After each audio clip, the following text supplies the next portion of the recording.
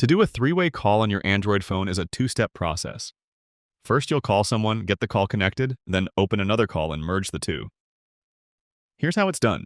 I'll go to my phone app, find a contact, and give them a call.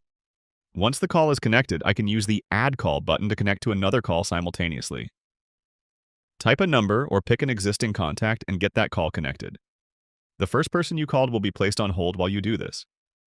Now that I have two calls connected simultaneously, I can switch between the two or I can merge them. I'll tap Merge, and my two calls get merged to a conference call where all three sides can talk to each other. Most US carriers allow up to 5 or 6 participants on a single call. If the Add Call button disappears after a few people, you've likely hit your carrier's limit. On some budget phones, the Merge button might be grayed out if you're using Wi-Fi calling. If merging is not working, try turning off Wi-Fi calling and use your regular cellular signal instead. And that's how you do a three-way call on Android.